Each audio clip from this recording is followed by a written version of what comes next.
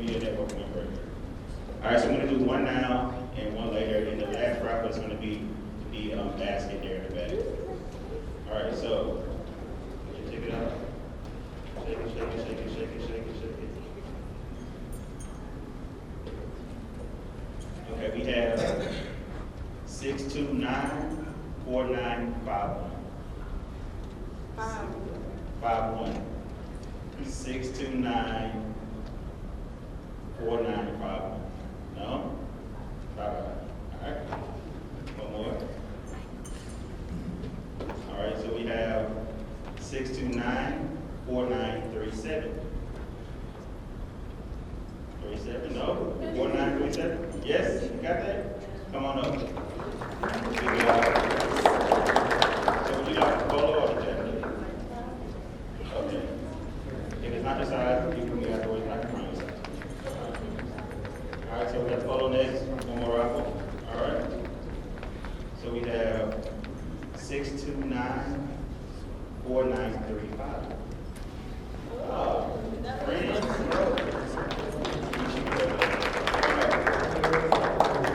And again, it's not your size, just give me afterwards, and y'all can get your size. Just bought those for this place. All right, so I'm gonna pass the mic over to Leah. We are sharing one mark rounds, right? The panelists who are formulas. Leah has the questions. Throughout the event, if you all have questions that you would like to ask, we have the QR code that's up on the board, up on the screen. But also, we have one at the entrance table, and we have one on these sections as well. So if you have a question for the panelists, you can scan the code, and you can select the speaker that you would like to ask the question to, and you put the question in, and once it's submitted, I'll go to it after the event, and we ask the questions at the end. So, thank y'all for handling it. Hi all, how are y'all? Good. Thank you for the feedback, I love it. So, like Matt said, I'm Leah Castillo. I am the editor of NSU student newspaper, The Current Sauce, and this is our second ever Use Your Voice event. An event that we created with NAACP to get the student body and the community here in Natchitoches and NSU to know what the importance of voting and using their voices. So with that, I'll just start with another script. I would like to welcome you all to our event, and this event is a combination of amazing. Are you? It's okay. This event is a combination of amazing speakers and two organizations that prioritize the importance of a democracy and the importance of using our voice and voicing our opinions. But before we jump in, I'd like to introduce our speakers. So we have Ralph Wilson, Mayor Ronnie Williams, Mayor Katrina Evans, SGA President TJ Woodard, Dr. Rebecca Real, and Jeremy Taylor.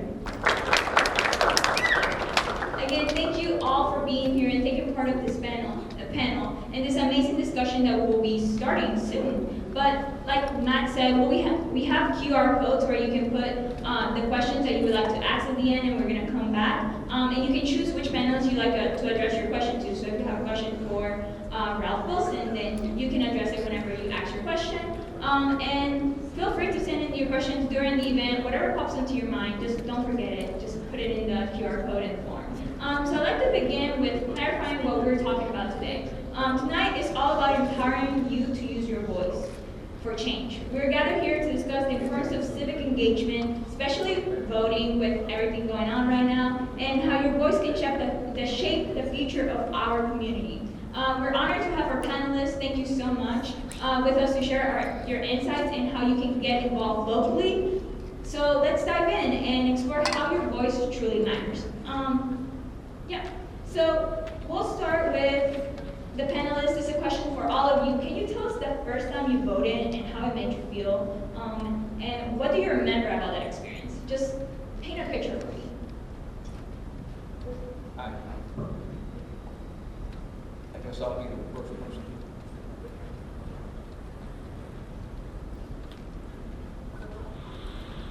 Hello? My apologies. I guess I'll be the first person since I have the microphone. Good evening. And thank you all for having me as a panelist for this year's celebration, voter education, voter awareness, and voter mobilization.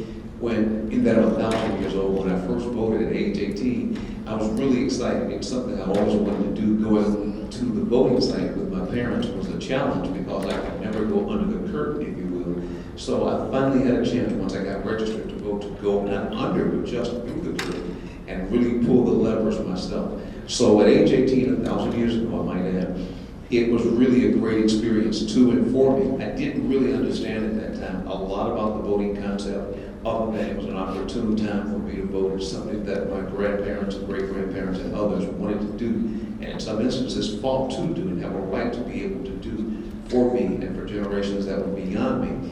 And it felt like it was something that I just really won. My prize is actually here. Here's this opportunity. And again, to go through the curtain instead of under the curtain really made that kind of a difference. Remember now, I was only 18 at that time, so that's why it may seem just a little elementary, but in reality, that's what it really was. It was a great and phenomenal feeling. From that point to date, I've been voting and encouraging others, registering others, and trying to mobilize as much as I possibly could and or can today to get folks registered to vote. Not only register, but educate them on the voting process, the various issues and planks that we're faced with across America, and really, really getting out to actually vote. My experience.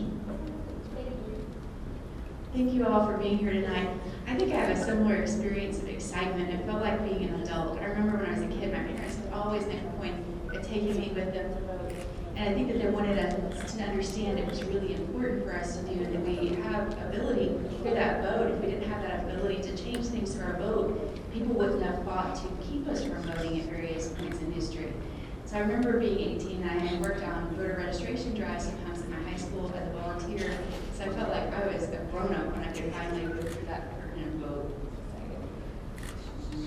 Good evening. I can't say that I first voted when I was 18, but I do remember the first time I actually voted was for Barack Obama. He was on Grambling State University campus, Mr. Wilson. It was a very, very wild night, and it was wild. You know, the first black president, HBC grad, like it was different. So for us to see something of that nature, it led me down the road that I'm going to encounter the next couple of years, which is politics. And I've been wanting to get in politics since then, and I've been encouraging you to get in politics because I'm looking at you guys as mayor, and when you guys look at other mayors or other public officials, it's no disrespect to them, but they're a little older. And so what happens is my generation who's coming in behind them has to, be able to bridge the gap with the younger generation who's coming in behind us. So it has to be a situation where you get active early, and if you get active early and understand how it works and what's going on, and it's going to push some of you to want to walk down that road and get more active to be able to support the older generation and everything it is that they have done. Good evening, everybody. Thanks for inviting me to this great panel. I kind of feel like I don't belong with you all, but I always appreciate an opportunity to be at the university and to share thoughts, participate in any just about any activities we have going on. I think, of course, the university is one of the most vital parts of our community. When we think about voting, and then I'll say this, regardless of your remarks, Mr. Taylor, don't let the gray hair fool you. I'm 38, okay? So I just decided not to adopt myself. I wasn't going to adopt my hair, right? But, so look, my first election, I was actually 19. It was in 2004. It was Kerry versus Bush at the presidential level. So I was really engaged. And I was really connected with the prior election. That was one that, probably was the most controversial with Gore v. Bush. So even though I couldn't vote, kind of was my start in politics, if you will, just being locked into the television and things of that nature. So that was my first election, and it may come up later on, but I do think that it is vitally important to certainly vote in the presidential elections, but also your local election. Those are really, really crucial as well. So it's something you'll never forget. Something I think we ought to do in terms of voting. Every opportunity, every chance we have to make sure your vote is counted. Good evening, everyone. Again, thank you for the invite to this event. I want to concur with Mayor Ronnie. Do not let the gray hair fool you. We are young, Mr. Taylor. But I remember my grandfather being almost 80 years old, driving us to the polls because he knew the importance of voting, the struggles that he had experienced. And to see him at that age pushing us to use our voice, it changed my life from that moment on. I do not miss an election. I remember the first time I voted, I remember voting for our chief of police in Camden. Everybody was saying, we gotta go put this man in here, we gotta get it, you know. And so my grandfather made sure that he bused all of us to the poll to make sure that we casted our vote and used our voice. Hey everybody, I'm 21, so my first experience wasn't too long ago. I was a few months shy of the 2020 presidential election, so this will actually be my first presidential election that I'll be voting in, but I have participated in voting in more local elections over the past few years, so that's been exciting. And my first time was kind of lackluster. I sent in a mail-in ballot back to Lafayette, but I'm very excited to be able to vote this year in presidential election. Thank you. Like you, TJ, this is going to be my first time voting. For me, we didn't have the experience of doing pollings, you know, immigrant family or whatever. But now I know that since I have dual citizenship, I can also vote in Honduras. So that's kind of interesting, or whatever. So yeah. Anyways, side note. Why is it important for young people, especially college students, to vote in local, state, and national elections? And this question is for any of you that want to take it. I'll say that it's very important for young students or young people just in general to vote in local elections and national elections because we are, like she said, young. So some of the policies and procedures that are being put into place right now will affect us possibly for the rest of our lives. So if we don't have a say and if we don't use our voices at this age, that's going to affect us in the way that we conduct our way of life for the rest of our lives. So it's important to get involved early on in your civic responsibilities. I agree. I think TJ gave a great answer in terms of the policies and everything of that nature. There are real decisions being made, and you want to make sure that you're putting people in that may not, nobody's going to be perfect. There's going to be, something you may not like about somebody, but don't let one or two areas where y'all disagree stop you from voting. I will say, as I alluded to earlier, all of those elections are important. We mentioned the local, the state, and the federal. But I do want to emphasize as well the local, right? Because, again, that's your first line of government. That's the one you have most contact with. I mean, most of us are never going to be the president, right? I'm not saying it's impossible, but just based on the numbers, that's how it happens. But with your local government, there's an opportunity to influence, let your concerns be known, and maybe to see some of the things you want to see it get enacted. So, like I said, I think TJ hit it perfectly. I would definitely like to, piggyback on exactly what he said. That's what I was going to say. To know the mayor is to be able to voice your opinion, to speak to the mayor about your opinion. He's going to hear you. He wants to do what's in the best interest of the city to move the city forward. And as youth, you are the future. And I'm not calling you guys youthful, but you guys are young. So what happens is he don't know unless you guys speak. You guys don't speak your piece, then he don't know what to implement. And so my first time coming down to the NAACP Festival was very interesting. I never knew about it. But I heard some great things from Mr. Jimmy about the new administration and different things of that nature.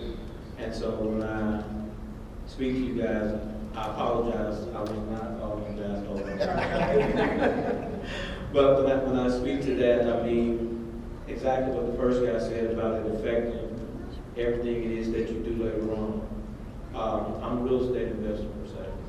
So now what happens is some of the ordinances, some of the master plans that the mayor can kind of talk about, different things that nature, both parents can actually talk about.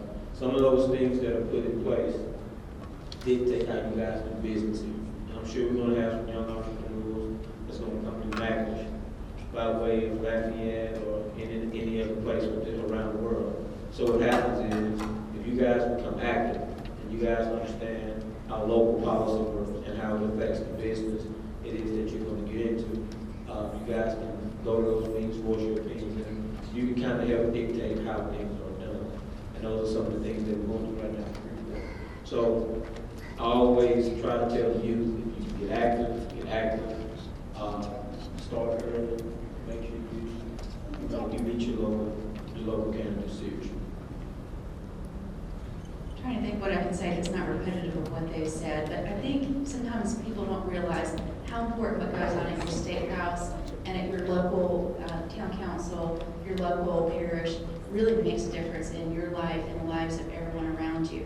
Even things like school board elections may not seem that exciting, but if you don't know what those candidates are about, then you may end up with a school board that, for example, wants to take accurate history out of the schools. So it's really important to know everybody from judges to school board members to mayors, people who are going to be going to your state legislature, know what their policies are and vote, because people don't turn out to vote in those elections unless there is a presidential election, at least not in the same numbers. And we have to change that because policies made at the state level affect us daily in ways that can be hard to underestimate. When you get registered to vote, it's like having a child. It's quote unquote your baby. So it's a responsibility, ladies and gentlemen, that you will have once getting registered to vote. It's your duty, it's your responsibility on every occasion, be it every election cycle, be it the federal, or let me just say the national, the state, and not to mention your local, simply because that's where you will work to be able to make a difference. And on average, folk are going to make a real difference for you. As she alluded to just a moment ago, through your local school board, your city council, your parish, in this case, admission, perhaps your police jury, your district attorney, the folk that you'll be able to reach that will knock for sure on your doors to say, please vote for me. In many instances, or your judges also, if he or she is not appointed, or if there's not an area to where there's a lot of appointments that will go on. And in some instances, folk that are running for office on the state level will get a chance to knock on your door also, and sometimes on the national level, but in particular on the local level. Those are the individuals that will beg you repetitively, allow me to serve you, please vote for me. So it's very important, and in particular for young folk in our varied communities, but moreover college students, and in particular wherever you go to school. For those of you that are not local from our parish, from the NAACP parish, when I say our parish, it's important that you get registered to vote here. I saw just recently that someone said as they were preparing for, I think the Omegas were having the observation of National Voter Registration Day yesterday and today here on your campus. And the comment was, you're here 9 months out of the year, out of the 12 perceived months, if you will, the calendar months. You need to have a voice here. Often, and please listen, you'll go to a Walmart store, you'll go to Super One, not to mention if you're doing DoorDash, and you're wanting something to eat pretty often this week, next week, and for the next few months. You're paying sales taxes on the regular basis. And please understand, you're sometimes paying sales taxes more than some people are paying for their property taxes. That's just the reality to it. You go out to Walmart at the start of the school year, you buy a lot of things, everything that you need, you go back, and you go back. When you first arrive, you're paying a lot of sales taxes. Think about it. Nobody's going to say, oh, are you a student? Right? And you'll say, well, yes, I am. We're not going to charge you a sales tax or taxes. That's not reality. So I'm saying all of that to say, to make certain that you have a voice, get registered to vote in this area. Learn the issues, know the cycle, know the system, know the individuals, and please look carefully at the individuals that are vying for office, because they're making decisions for you. They're counting you as a voter. So it's so very important that young folk understand the process, moreover, get involved, fully engage, work as often as you can with the mobilization concept, and more than anything else, actually go out to vote. Thank you. Thank you. Our next questions are going to be directed to our mayor, so Mayor Williams and Mayor Evans. How can young people be leaders in their communities even if they're not holding an official leadership position? I think there's been a misconception as far as leadership goes, because people believe that they have to be in the position, and the position makes them a leader. And being a leader is built. You don't just wake up and become a leader. You have to invest in yourself to be a leader in your community. And so once you hit these positions, or you get these positions, you're prepared for them. So for myself, I live by 3 rules as a leader, because I didn't become a leader January 1st, 2023. Leaders lead. They lead by example. They empower people. Leaders feed. They feed themselves with knowledge. They continually educate themselves and empower others to educate themselves. And leaders seed. They sow themselves in their communities. They sow their time. They sow their resources. And so if you want to be a leader, focus on those 3 things. Living by example. Don't just say it, because this generation is not looking for words. They're looking for action. They're looking for people who actually do what they say. Start sowing yourself into your community. Even if it's an hour a week, volunteer somewhere. Do something productive in your community, and that will speak volumes for you before you get into the position. So before I became mayor, everybody knew who I was, because I had planted myself so much in my community. They knew my name. They knew my nicknames. And so when somebody said, hey, I need you to vote for Vet, oh, that's the lady her and her husband get together and feed the community every Thanksgiving. Oh, that's the lady that does the coat drive. So you are the leader before you step into these positions, but you have to be willing to sow yourself into your community.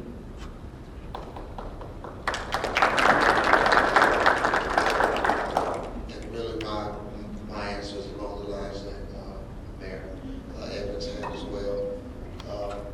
It's not just about elected positions, but there's an opportunity to do things that she was mentioning throughout her answer.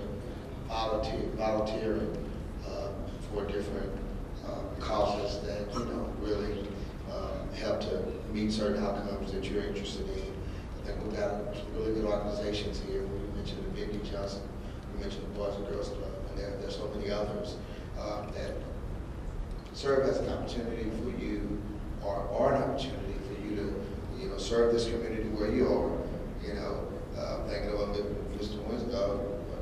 Winston, Mr. Wilson said, is that, you're here for the 4.5 years that you're here. You're going to be here most of that calendar year. So get involved, get active. And I think that is, one way that you can display those leadership qualities.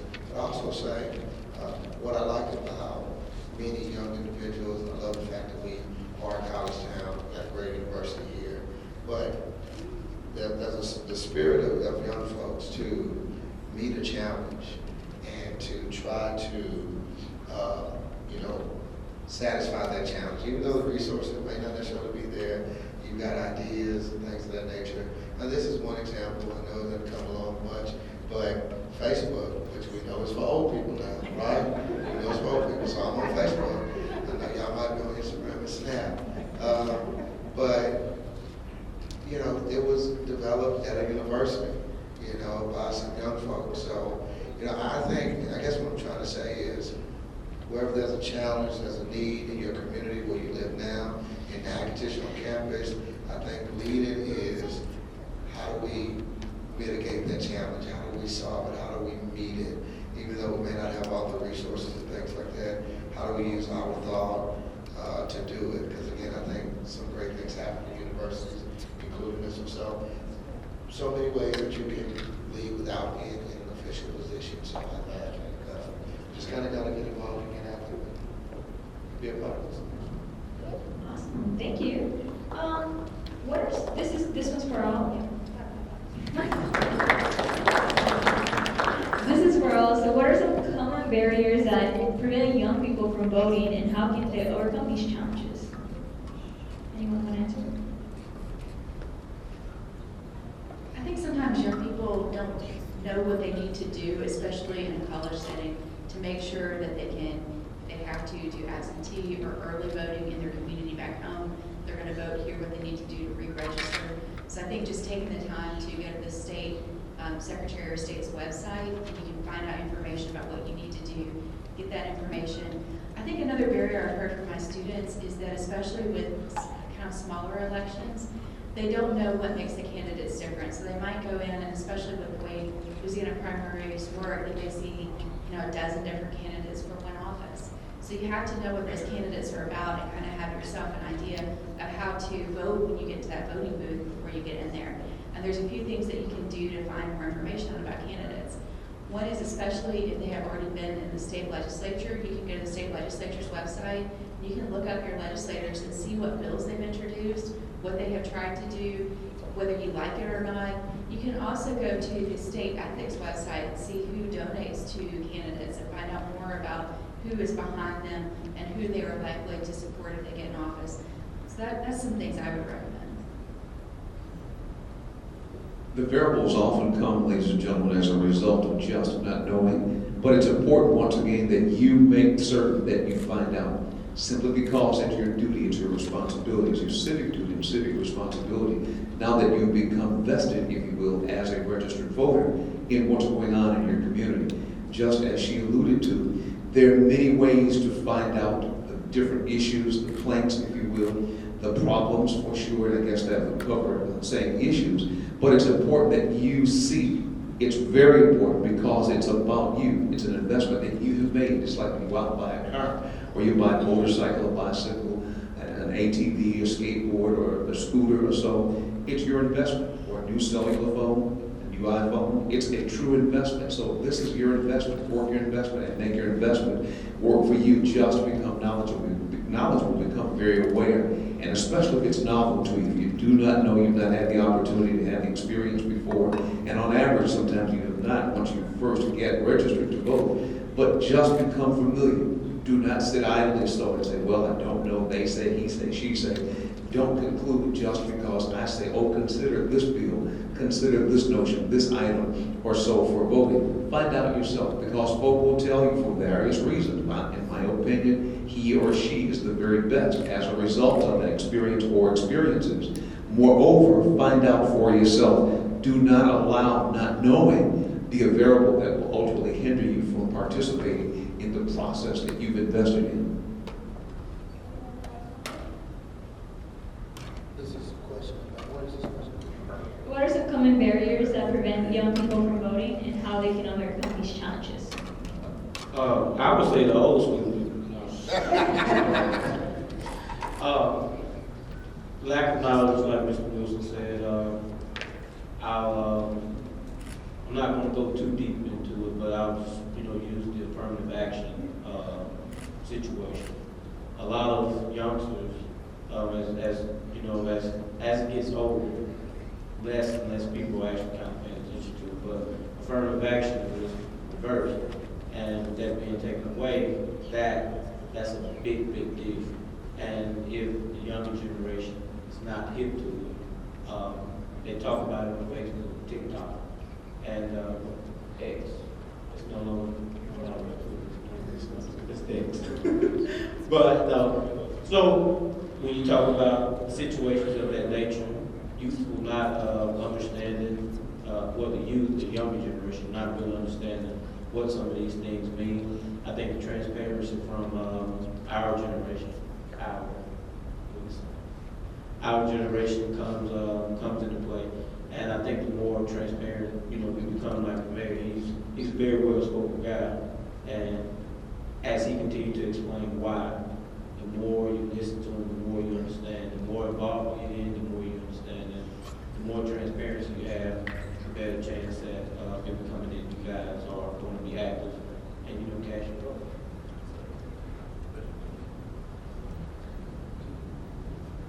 You want to move on? Okay, cool. So along the same lines, how can young people educate themselves about the issues and candidates before they vote? I know we talked about the Secretary of State website. What other resources or tools can students use to stay informed and engaged, especially when we're talking about smaller elections?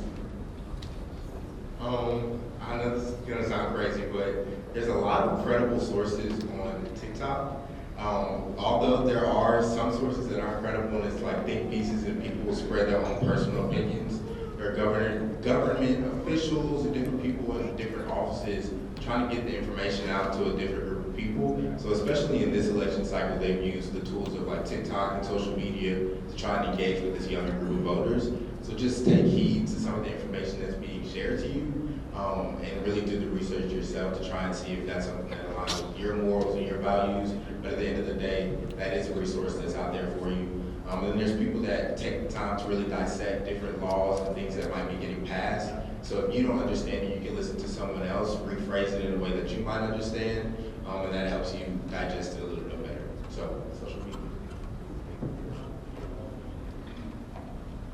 I would say, just choose your resources wisely. Make sure you do your homework. Make sure you're doing your homework. I'm into foundational truths, so I don't just jump on a bandwagon. I have to do research. I need to know what you stand on, what principles you stand on, and that's what makes you credible. You know, during elections, it's like an information war. Things are being thrown out there. You know, we just went through a very contentious election here locally. And so it was just about information. Something is stated that wasn't based in fact, because, you know, I always tell the truth, right? So, but then we have to, you know, so you have to, and I would agree with what TJ said about, I think you can get some things from social media. I know with, you know, that generation where those shorts, those TikTok videos, but you do have to kind of fact check things. So we mentioned the candidate's website, I think, could be a good source of information. I think that as well, just in terms of, you know, for Louisiana, we have what's known as the Go Vote app, although it doesn't give you specific information about the candidates outside of who's on the ballot. There may be some information about what amendments are on there. And I think those amendments are really, really critical because sadly, they're written in a way that nobody can understand. You know, when you really start to vote, it's all this kind of old English, this legal terms that confuse, you know, people. So there's another tool known as Part Louisiana that I think is really critical. I think all they focus on are the amendments, but they really kind of break it down in layman's term. If you vote yes on this is what you're really voting for. If you vote no, this is what you're voting for. So again, there are a lot of tools out there. Be careful. Look, one of my favorite ones is The Daily Show, right? I love some Jon Stewart and Klepper and all those folks. I know a lot of us, a lot of young folks get your information that way through comedy and things like that. But I think a lot of that may be, you know, in fact, because they're going to give you clips and things like that. So a lot of information out there, but fact checking is something I think is very saying that we need to make sure we do. I think talk is always really cheap in an election, and to me, I want to know exactly what that candidate has done. If they have a record, if they don't have a record, they're new, then I want to hear, you know, who are they affiliated with? What are they doing in the community? What have they done to show that they're going to support things that matter to me, that meet my values? So I think that that's really important. That PAR Louisiana, that the mayor mentioned, PAR Louisiana, that's a great source for translating the amendments to the Constitution. And I do want to mention that the current governor of Louisiana has been talking about creating a new constitution for Louisiana. So that's something you all as young people need to have your eyes on and make sure that it's doing what you want it to do and not doing something that will hurt you or will hinder your future efforts in your life. Thank you. And I'd like to say, ladies and gentlemen, that I concur with what has been said by my fellow mates here on the panel this evening. So hopefully you've paid close attention to what has been said and responded accordingly. Thank you. So for this section, we're going to toss it to TJ so he can tell us a little bit more about SGA. I want you to describe your role as SGA president and how it impacts the student body. So SGA stands for Student Government Association. So the sole premise of SGA, we're one of the two governing bodies on campus, so it's us alongside University Programming Council. So we're more on the policy side of things. Our slogan is the voice of the students, and literally on a day-to-day, that's what we are. My role as SGA president is to be a liaison between not just SGA, but the student body. into the faculty and staff of the university and beyond into the community as well. So I have spots on different boards and committees in the university that students wouldn't normally have the opportunity to see. And I put input with counsel from my Student Government Association and other students on campus to really advocate for the betterment of our student experience on the day-to-day lives of college students on this campus. Beyond that, we have office hours, we're in the office, so if y'all have any questions or anything that you'll want changed on campus, don't be afraid to stop by our office. We're open from 8 to 5, Monday through Thursday, and then 8 to 12 on Fridays, and then every single Monday in the mini ballroom, we have an open meeting, Student Government Association meeting, so that gives us the opportunity as an organization to meet and pass legislation that's in the best interest of the student body. Then it also gives students the opportunity to come and voice any opinions, anything they want changed on campus, or anything that's happening good on campus as well. And if you want to join SGA, we hold formal elections every spring semester, and we're in the middle of election cycle right now. For the first time, we've implemented freshman senators, so tomorrow we'll find out who those are, and we'll be moving in the direction of a new era of SGA. So one more question for students, what advice would you give them if they want to make a difference on campus but they feel like their voices aren't being heard? I would say, besides coming to SGA meetings, like I said, and come and voice your opinion, that's a great way to let your opinion and the things that you want to be moved on campus be heard without necessarily having to be affiliated with an organization. But just know, like it was mentioned earlier, you don't necessarily have to hold a leadership position to be a leader. So in any organization that you're a part of, or just as a student, you can continue to use your voice to advocate for change and for the betterment of the student experience. Or if you're thinking about yourself for the betterment of your experience as a student, there's limitless things for you to do on campus, not just joining organizations, like SGA, UPC, even Greek life. You can have an input in any space that you want to. You just have to be able to put yourself in there. Thank you, TJ. This section is going to focus about the press, because editor of the newspaper. So, how do you feel modern media shapes the average citizen?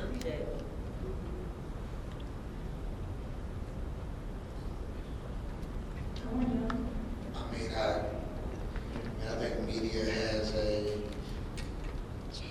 great impact sometimes for the better, sometimes for the worse.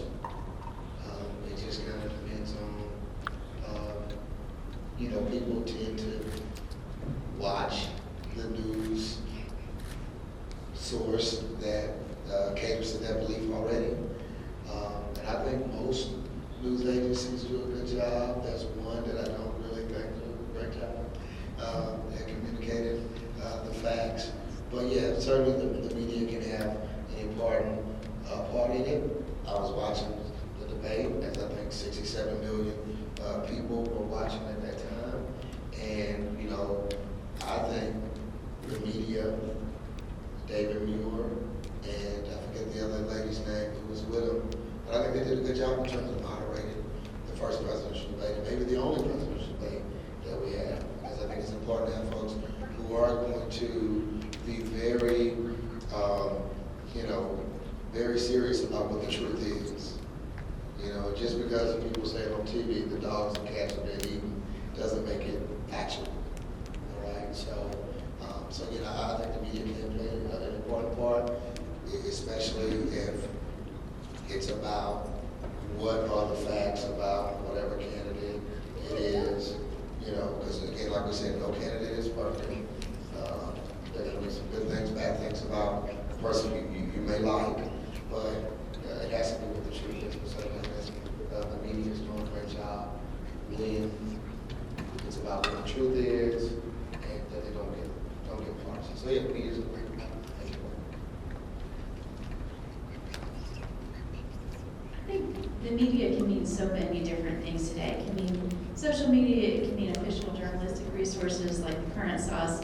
But I think at its best, media has this search for the truth and an effort to really find what is real instead of to, maybe inflame things or to, try to go after the most exciting things. So I think it's important for media to be also accountable for what they say when they, repeat things that say a candidate has said. said about anything that isn't true and is demonstrably not true. Media doesn't have to play both sides. It can get to the bottom of the truth. I think that mass media does that. But we all have to also be careful about the media that we look at and ask ourselves whose voices are left out, whose voices are included, those kinds of things.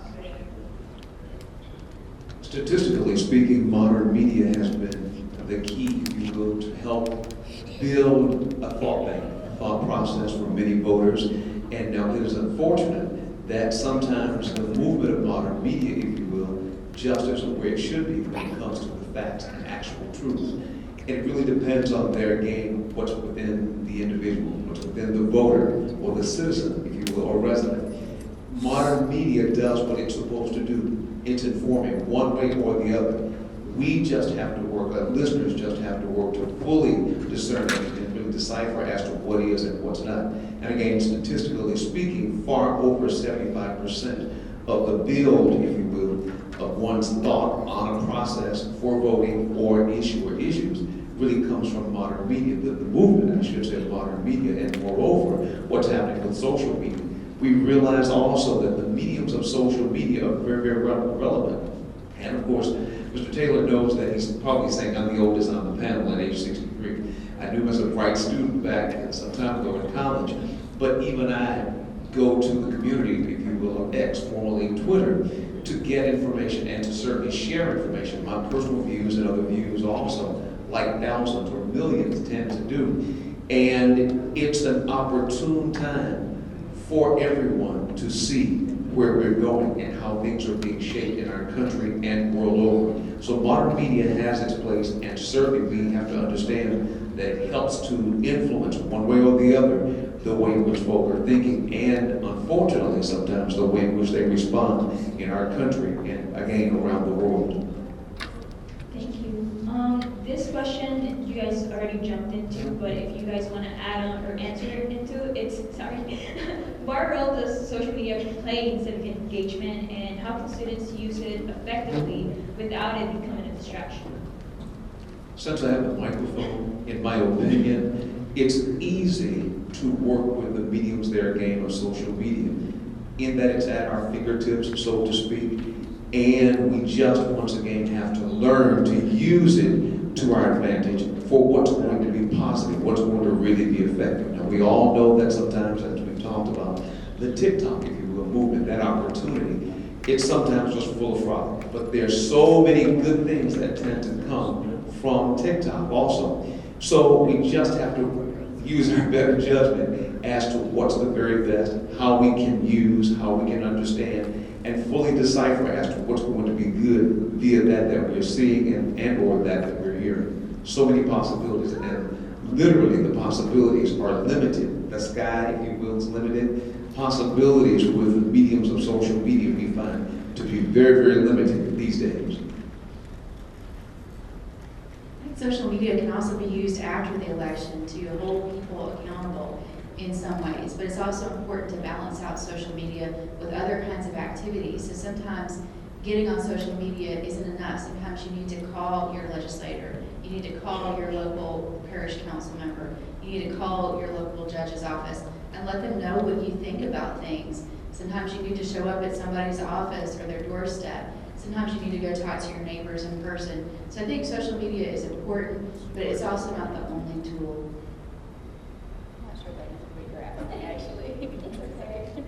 I think that social media definitely shapes most minds. But what a lot of people have to understand is that social media is not a real place. And there's a lot of fluff on social media. And so, you know, with the whole eating the cats and dogs deal, like it has been turned so many different ways. But what happens is, and I'm not, you know, I'm not going to say who I'm for, but between the Trump and Kamala situation, there's so much social media fluff about Kamala. There's so much social media fluff about Trump that you don't know what's real and what's really fake, the narratives that are put out. So then you have to actually pay attention. You have to dig a little bit because, again, the pictures or the images that these people give and paint, you got to kind of take it with a grain of salt. And you don't want to let that shape your mind, because again, there's so many policies and legislations that the mayor may be going into that someone else may not speak of, that's actually, for the benefit. And someone else maybe paint a picture of the mayor that may be detrimental to you. So you have to be able to weave through the fluff and understand that social media is not a real place. It's for entertainment, jokes, laughs. Same thing to make you cry, laugh and make you cry.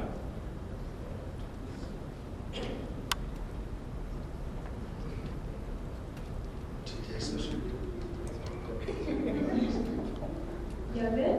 Okay. Well, I just want to, those were the prepared questions that we had. I just want to add that, just like DG said, that they can go to the Student Government Association to talk about the concerns that you guys have with students. You can come to the Current Sauce and tell us the concerns that you have.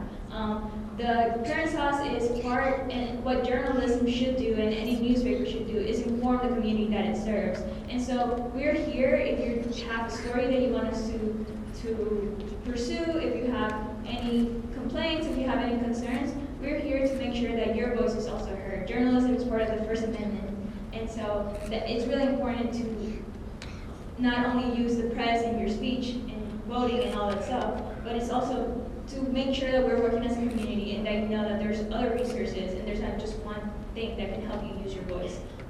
But with that, I wanted to open it to the two questions that we have, and then if anyone has other questions, we can go from there. So the first question is for all. It's how do you all overcome rejection as it pertains to voting?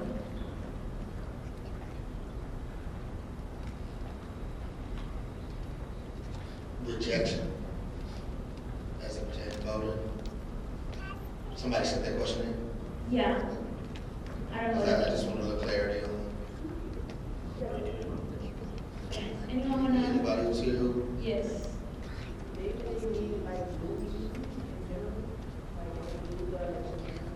Oh, okay. So we said perhaps, if you lose the election. Yeah, rejection is something that's hard to deal with, but yeah, something that is inevitable. Whether it's your college choice, applying for that job, everybody can't get it, and have maybe multiple qualified applicants, but it's only one job. So, it's something that we certainly, have to deal with. I guess the best way I can answer that, and I know I'm interested in hearing what other people say about this particular one, and it's rejection in terms of what? Say that again? Voting. Voting, okay.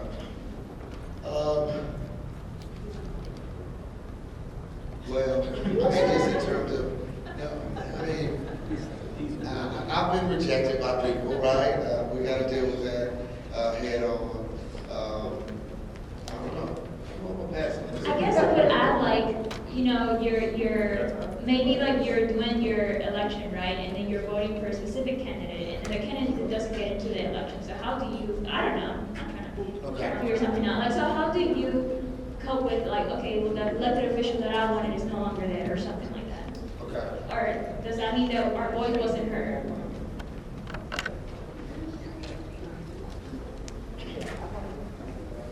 I'll answer the first question. So this is coming from the more university-centric side.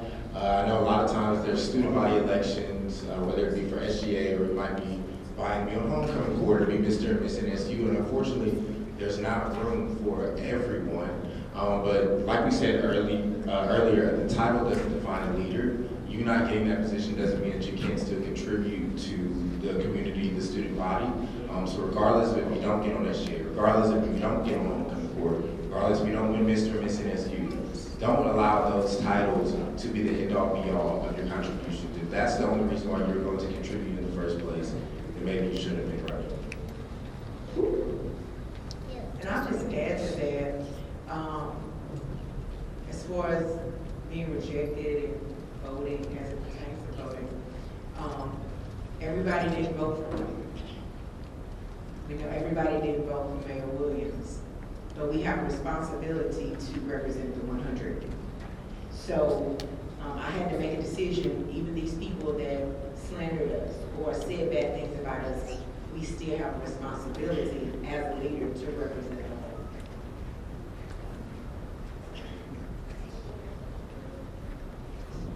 We're good? Okay. Does anyone from the audience have any questions? Okay, it's fine.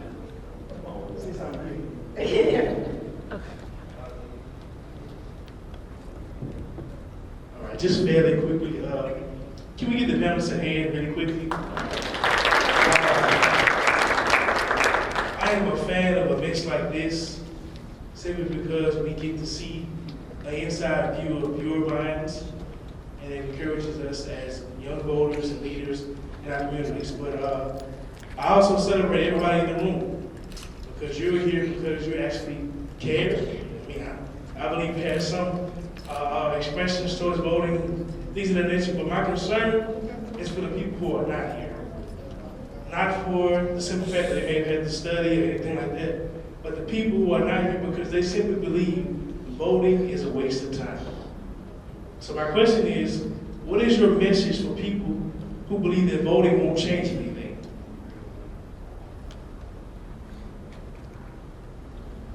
Well, I think the reality to that is, once again, folk are going to have to understand the mission, the why, the how, and once you get vested by registering to vote, understanding your responsibility.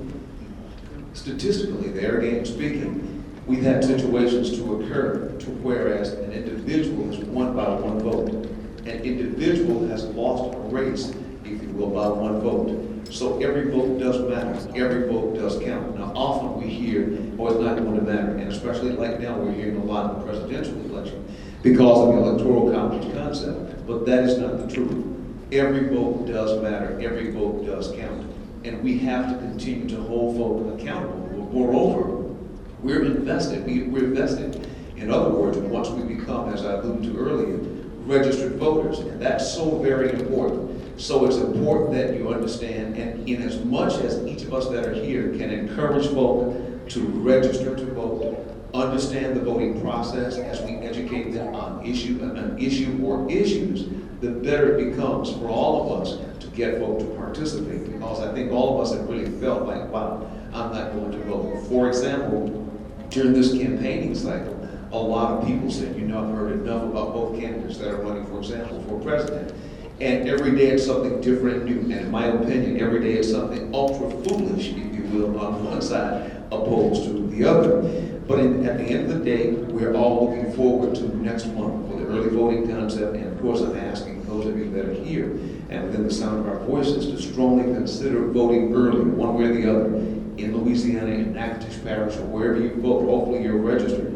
And I know Travis Michelle has shared with us in the current sauce that there's an opportunity for us this evening to get registered to vote. But it's so very important that we just fully understand it's our responsibility. So no matter what, as we mentioned earlier, we're voting for, it's important. If it's a property tax, if it's a renewal of some of the referendum that's out there, we need to exercise our right to vote. Even if you do not want to, there's no excuse. Early voting is in place. So absentee voting, if you will, so you can vote. It's not going to take much time. So just encourage, number one, yourselves, and then number two, encourage someone to go and vote. It's there. It's our civic duty. It's our opportunity for sure. And we know for many of us, from a cultural standpoint, if you will, it was a hard-fought way for us to get to this point. And these points of being able to work to make a difference as citizens that are ultra responsible from a civic to social as well as a political standpoint, in that we buy and win public office also. I used to hear comments, especially in the Native American community, that, well, why should we vote in U.S. and state elections when that's not our governments, we have our tribal government? And my answer to that is that those governments affect every part of our lives. And when I hear people in the general population, regardless of ethnicity, say, well, I'm not political, I don't care about voting, blah, blah, blah, I think of two questions. First of all, why do you think it was that your ancestors or our ancestors here in the U.S. fought so hard for the right to vote? When I look around this room, I don't see many of us here who, when the U.S. Constitution was ratified, would have been allowed to vote. We voted because people fought, people died, people were beaten to have that right to vote. So why do you not treat that as a sacred responsibility to not only yourself, but to your communities? But secondly, I think, well, what world do you live in that you're not affected by politics? Politicians make decisions every day that have led to a situation where we actually have fewer rights in some ways today than we did when I was younger. Well, I was talking with somebody earlier today before the panel about the right to vote and how the voting right, well, we didn't talk about this directly, but the idea that the Voting Rights Act has been chipped away at. That was the act that Congress passed through the Civil Rights Movement to make sure that voting discrimination didn't take place and that states couldn't get around the anti-discrimination laws by doing things like making it harder for communities of color to vote. And that act has been chipped away by the U.S. Supreme Court over the last 10 years.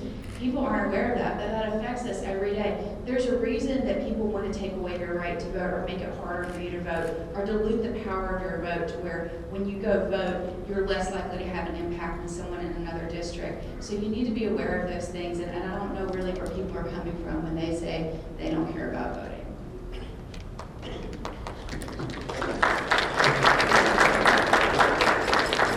And I agree with her because I think it's weird. So for example, in Shreveport, we got our first black sheriff ever. And the first time the election was won, it was won by one vote, literally one vote. And the opposing candidate, he contested it. And so they took it to federal court and they reversed the decision and they scheduled a special election. What does that tell you? It matters. Your vote matters. My wife and I, we was coming from Randall's homecoming. We made it back before 7, before the polls closed. One vote pushed him over, and they fought him. They came up with every reason why it should be appealed and why they should schedule another election. They scheduled another election. The word has to be proactive in the beginning. We can't be reactive. And what happens is if we're proactive, now we truly understand what our voices, what our votes mean. So one vote can be appealed, but if it's by a landslide, you can't touch it. And some of the things that the opposing candidate was going to implement was going to target the majority of the people in this room that look like me. And Louisiana is not familiar with stop words. But if you go upstate, they have this thing called stop and frisk, meaning that the police officers can pull you over, stop you at any given time. Where are the police officers going to be more heavy? They're going to have a heavier presence in black minority communities. So you have to understand when these candidates are running, when they're trying to throw out that the Haitians are coming to eat dogs and cats. They're putting this out there to push more of them to vote. There are people going to get out to vote. They're not thinking like, oh, it's not affecting them. No, for sure. It's affecting them if their people who don't get in and put in the laws and different things of that nature that can actually help and benefit them. So the more, whether it's Republican or Democrat, party that implement whatever it is that they need to implement, they're going to push it. But your vote matters. And again, take into consideration that up in Shreveport, we got our first black sheriff. The first time he won by literally one vote. Again, one vote, and they appealed it. So they appealed it for a reason. If they didn't, if it wasn't a big deal, they would have let him win. But they appealed it and took it to a special election for a reason. And that reason is that your voices matter. So if you be proactive, tell your friends, tell your parents, tell your peers, be proactive. You can continue to have a great mayor like you got sitting up there now. So be proactive, but don't let mayor win by one vote, but by many votes, because you understand that your voice is matter, and he's gonna look out for the best interest of it. I'm gonna be brief because I perfectly agree with what three before me have said. I'm sure I'm gonna agree with what the other two said about this. I think it was a good question. Mr. Robertson, in terms of people who say it just doesn't matter, we encountered that as well in this recent election that we had to run off in April.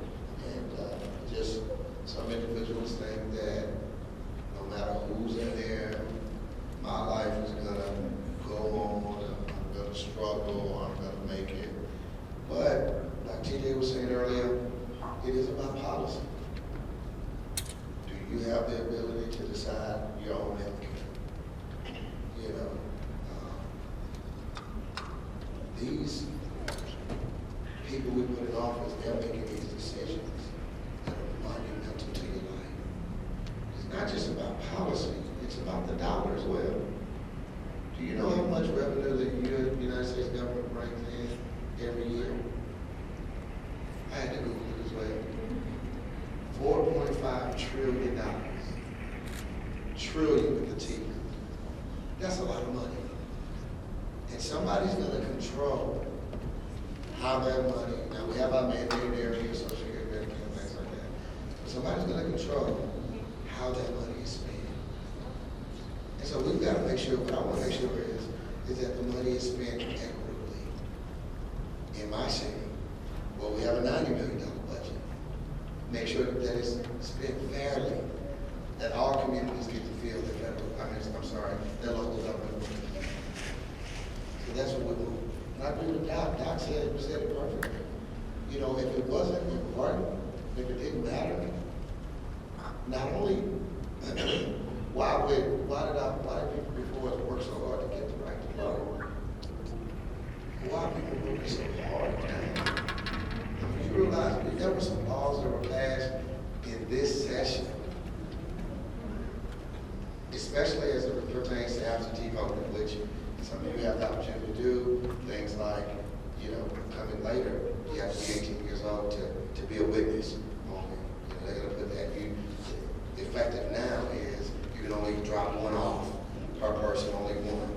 You know, so these things are to restrict the vote, to make it more difficult.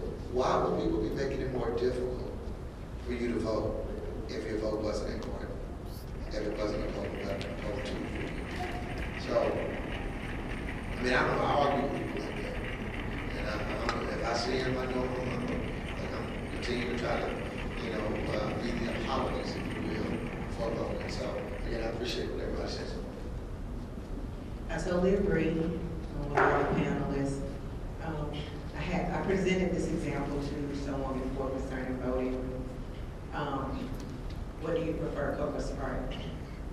They said Coke. Well, no, I'm going to take your Coke and give you a Sprite. Do you like Doritos or Lay's? Why not Lay's? Well, no, I'm going to take your Lay's and give you Doritos. When you choose not to speak up, when you choose not to cast your vote, you just lost your power of choice.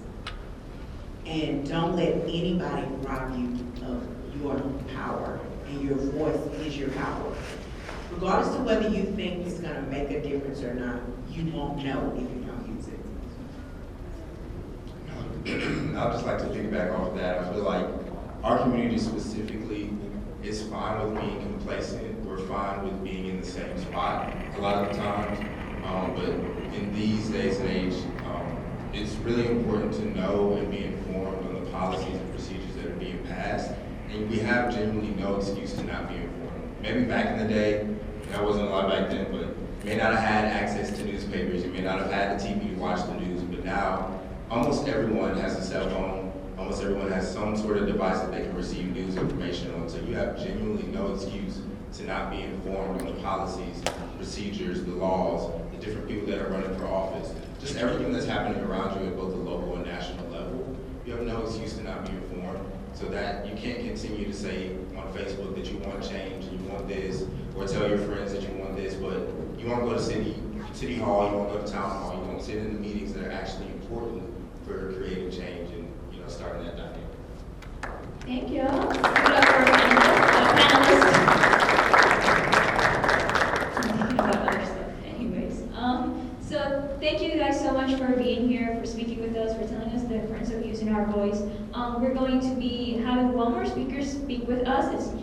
Jay Braxton. And then after that, he's going to do like a 5-minute speech. And then after that, we're going to do the final door prize. Look how cute she is. And then there'll be refreshments in the back. But let's give it up for our speakers one more time, please.